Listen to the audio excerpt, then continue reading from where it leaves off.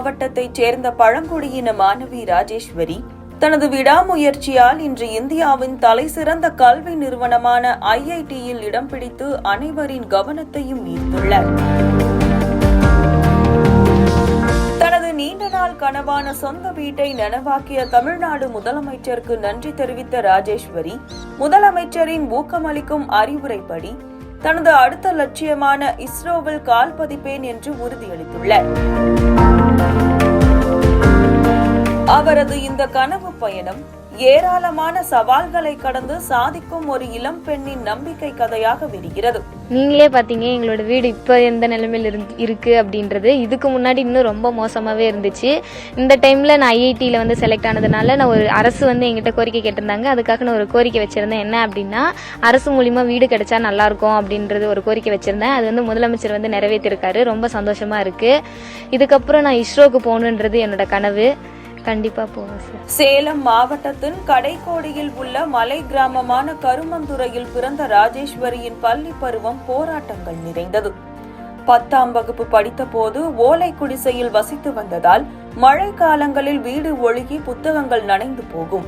மின்சார வசதி கூட இல்லாத நிலையில் விளக்கு வெளிச்சத்தில் படித்த ராஜேஸ்வரிக்கு ஒரு சொந்த வீடு கட்ட வேண்டும் என்பது ஆழ்மனதில் வேரூன்றிய கனவாக இருந்தது. முக்கியம்னா நான் 10th படிக்கும்போது குடிசை வீட்டில் தான் படித்தேன். அப்போ வந்து மழை டைம்லலாம் அந்த குடிசை வீட்டில் வந்து ஒழுவோம். படிக்கிறதுக்கு ரொம்பவே கஷ்டமாகவே இருக்கும். அதனால தான் எனக்கு ஒரு வீடு கட்டணும் அப்படின்றது ஒரு எண்ணமே வந்துச்சு.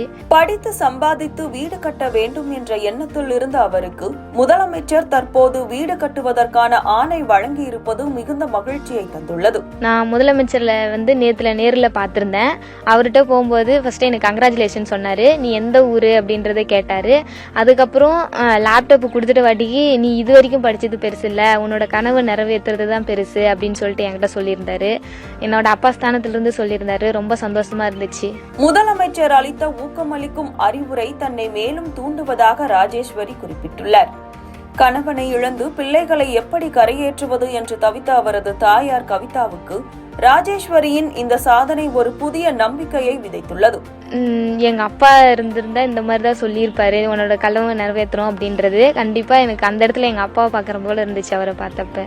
தனது தந்தையின் அறநெறிகளும் இந்த வெற்றிக்கு அடித்தளம் என்று கூறும் ராஜேஸ்வரி, IITயில் சிறந்த முறையில் படித்து இஸ்ரோவில் அடியெடுத்து வைக்க வேண்டும் என்பதை தனது வாழ்நாள் லட்சியமாக கொண்டுள்ளார்.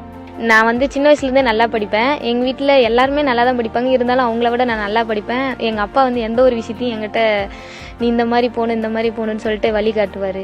ஏன்னா இது வரைக்கும் எங்கள் மலையிலேருந்து யாரும் இந்த மாதிரி எல்லாம் அளவுக்குலாம் போனதில்லை. நான் போனேன், இப்போவே ரொம்ப ஹாப்பியாக இருக்காங்க எல்லாரும். இந்த பொண்ணு தந்தை இல்லாமல் இந்த அளவுக்கு படித்தது ரொம்ப பெருமையாக நினச்சிருந்தாங்க. நான் இஸ்ரோக்கு போயிட்டா இன்னும் ரொம்ப பெருமையாக இருப்பாங்க. அது ரொம்ப சந்தோஷமாக இருக்கும் அந்த டைமில் எனக்கு. தந்தையை இழந்த பின்னரும் எத்தனையோ சவால்களை கடந்து நம்பிக்கையுடன் சாதித்துள்ள மாணவி ராஜேஸ்வரிக்கு இனி வரும் எந்த தடையும் எளிதில் சாத்தியமே என்பதில் ஐயமில்லை.